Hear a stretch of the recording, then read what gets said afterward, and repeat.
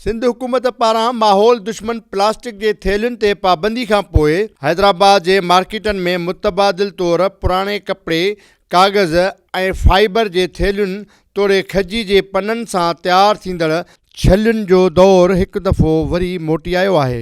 हुकूमत प्लास्टिक जे नंढनि सन्हियुनि थेलियुनि जे ठाहिण, ख़रीद ऐं विकिरे जे इस्तेमाल ते बंदिश लॻाए छॾी आहे, जंहिं सबबि दुकानदार ऐं ख़रीदार परेशानी जो शिकार थी विया आहिनि। नई हुकूमत जे फ़ैसिले मूजिबि माहौल दोस्त बायोडिग्रेड थेलियूं इस्तेमाल करे सघिबियूं। पुराना दौर वापसी आ गया। ये हम लोग छलियाँ लेकर आए घर से, अभी जो है प्लास्टिक की थैलियाँ बंद हो गई हैं।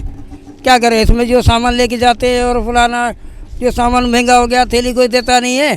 ये छली हम लोग लेकर आए। आप थैलियाँ देते नहीं है कोई दुकानदार, अभी छली घर से लेकर आए, इसमें सामान सब घर का सामान लेके जाएंगे।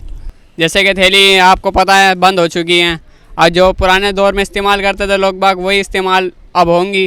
ॿिए तरफ़ दुकानदारनि कपिड़े, कागज़ ऐं फाइबर मां तयारु थींदड़ नंढियूं वॾियूं थेलियूं विकिरो करणु शुरू कयूं आहिनि, जेकी बार बार इस्तेमाल करे सघजनि थियूं। पर शहरी उहे थेलियूं महांगियूं हुजण जी दांह कनि था।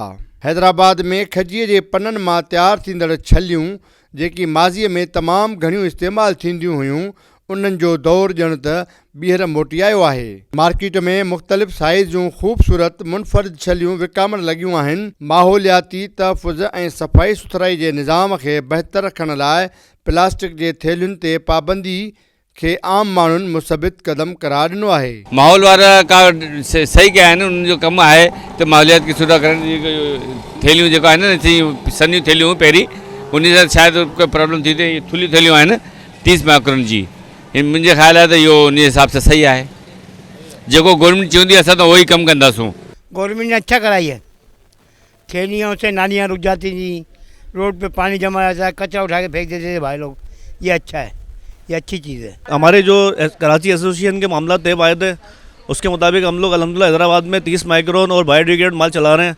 मतलब बायोडिग्रेड माल ये है कि जो केमिकल्स इसमें ऐड हुआ है, एडिटिव केमिकल्स हैं कुछ इसके अंदर, तो ये कुछ इनकी टाइमिंग है 6 से 8 महीने के बाद ये शॉपर तहलील हो जाएगा, बिल्कुल ना डिसॉल्व हो जाएगा। तो हम लोग ना अल्हम्दुलिल्लाह बिल्कुल ताउन करना, सिंध गवर्नमेंट में ताउन कर रहे हैं हर किस्म का। और हमारे तो तकरीबन स्टॉक्स वगैरह सारे जो नए माल जो 30 माइक्रोन और बायोडिग्रेड वाले हैं।